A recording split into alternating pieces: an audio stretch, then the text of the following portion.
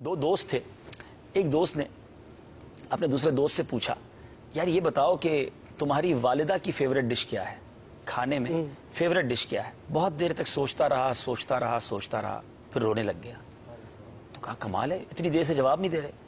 वो western world का शख्स था जिसने ये सवाल किया था। तो उसने कहा कि मेरी माँ की पसंदीदा चीज जो है ना, वो बचा हुआ सालन और बची हुई रोटी है। अब उसके पस मंजर में उसने पूछा ये क्या बात की। और मैं अब आज अपने दिल के तासुरात पेश कर रहा हूँ। आज मेरी उम्र 40 साल से ज्यादा हो गई है। मुझे आज तक याद नहीं है कि मेरी माँ ने कभी खाना बनाकर ये कहा हो कि ये मेरी आज पसंदीदा चीज मैंने बनाई है। और ये हम सबके साथ हुआ होगा कि माँ ने कभी ये नहीं कहा होगा कि बेटा आज बिरयानी बनाई है, ये मुझे पसंद है। माँ ने कभी कहा होगा कि बेटा ये आज मेरे बेटे की पसंद की मैंने बनाई है, या हमारे वालिद साहब के पसंद की बनाई, या छोटी बहन की पसंद की बनाई। और माँ ने क्या खाया? जो हमने बचाया, जो हमने छोड़ा। ये है माँ। कभी उसने अपनी जात के लिए क्या सोचा? हमने बल्कि फरमाइशें कर करके, हम दो भाई होते थे, ये हम सबके घर की स्टोरी है। हम दो भाई थे या दो बहनें थी, तो अम्मी मुझे ये खाना है, तो मुझे वो वाला अंडा खाना है, तो मैंने आज चावल नहीं खाना। तो माँ ने दोनों के लिए अलग अलग खाने बनाए। माँ को हमने होटल वाली समझा, उससे जो कहा उसने हमें पकाकर खिलाया। कभी ये सोचा कि माँ ने अपने लिए आज क्या पकाया?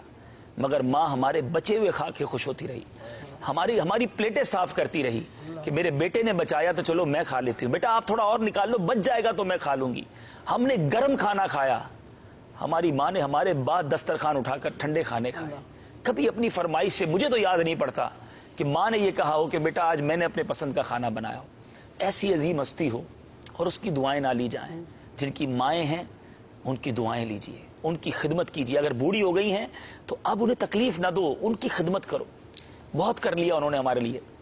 बीमार है तो ये रब का एक तरह से, मैं समझता हूं, ये पता नहीं मेरी बात दुरुस्त है कि नहीं, कि जिसके वालिदैन बीमार हो जाए ना, या ऐसी पोजीशन में आ जाए कि अब उनकी खिदमत की हाजत है, तो ये बेटे के लिए खुशबख्ती का वक्त भी है कि अल्लाह ने जिंदगी में अब तुम्हें वक्त दिया है खिदमत करने का। वरना कई माँ बाप बच्चों को खिदमत का मौका ही नहीं देते, पहले ही चले जाते हैं, खुदमत करते करते ही चले जाते हैं।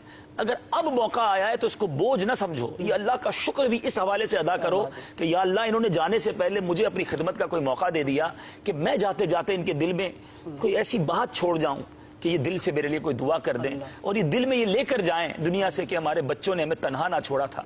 बदनसीब है वो बच्चे जो ओल्ड हाउस में माँ बाप को छोड़ा है। बदनसीब है वो बच्चे जिन्होंने सर्वेंट के नाम पर, मुलाजमीन के नाम पर माँ बाप को हवाले कर दिया। ऐसा ना करें, जितना हो सके इनकी खिदमत करें। ये कारोबार, ये दुनिया, ये हमारे बच्चे बीवी सब बाद में चलता रहेगा। ये माँ बाप चले गए तो फिर याद आते रहे।